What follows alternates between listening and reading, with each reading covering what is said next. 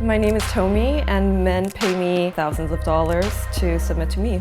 Men love to worship me. On a yearly basis, I make a high six figures. I think there is a wide variety of criticism. There might be something a little bit threatening about a powerful woman. Get on your hands and knees.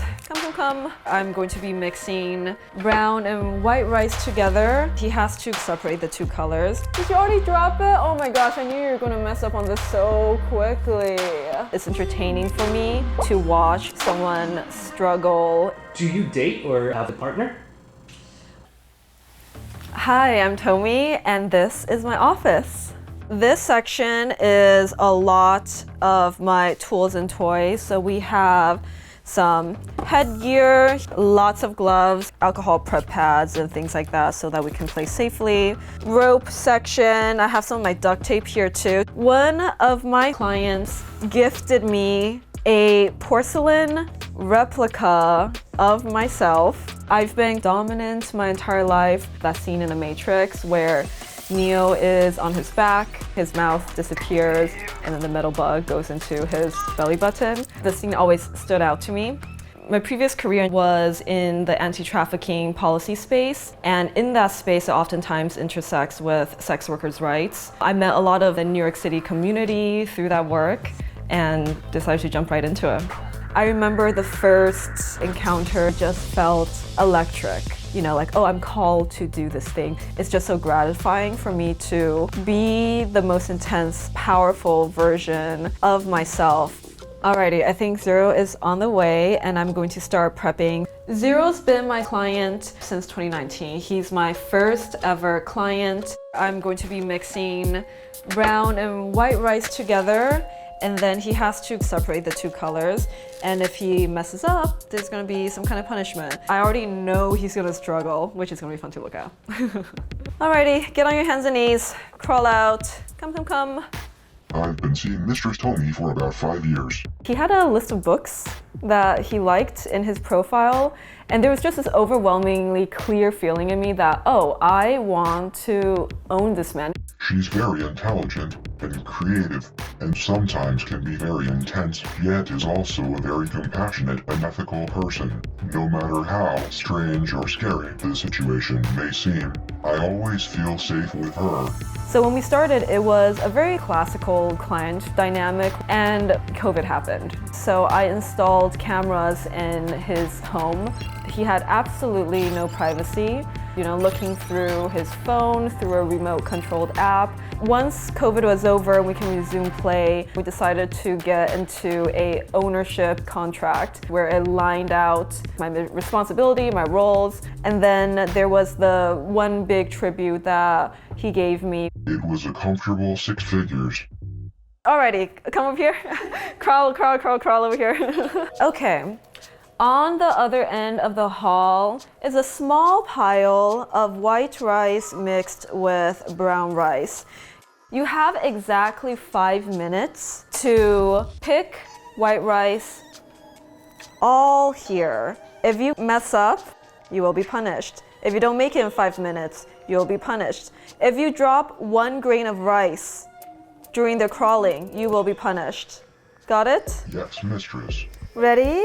Set, go. Right now, my current rates are $1K an hour starting. There is no typical session because every individual is different. I see their psychological profile. I then tend to get on a consult call to talk a little bit more about why they're doing this. From there, I craft the session. Did you already drop it? Oh my gosh, I knew you were gonna mess up on this so quickly. None of my friends and family know about this part of my life. I was quite shy when I first started off, but now that I'm 5 years into this, whatever room I walk into, I want everyone to know that this is what I do. People tend to be curious about it. They tend to ask some questions. You know, they may have some preconceptions. There's been times where I've interacted with people in social settings where they were defensive around it, but it's also very clear that they're defensive around their own insecurities and shame. 3, 2, and 1. Couldn't even get 5 and you dropped it. Pathetic. So pathetic. Did you learn anything from that? No? He learned nothing. I think for me, I like sessions like this because it's entertaining for me to watch someone struggle. How does it feel for you to do something difficult just to please someone? Well, of course I want to please you, mistress. Yeah, I'm gonna punish Zero. Are you looking forward to the punishment, sir? Yes and no. Tomie is the person who has most met my needs, but also has been a very powerful influence and a very positive influence. My life has been enormously improved because of her influence. Good boy. Okay, time for your punishment. I'm gonna be using rice again. Congrats! Faster, faster, faster, come on. I know that judgments and criticisms exist. Unless it's impacting my day-to-day in a very practical way, I don't quite pay attention to it. I don't read any comments online. I have a small but incredibly loyal following, and I feel so grateful every single day that I have them in my life. For close, regular clients, I would say 6 to like 8 that's, seeing me consistently. And for online fans, I have around 2K. And all of this doesn't include people who just consume my content. On a yearly basis, I make a high 6 figures.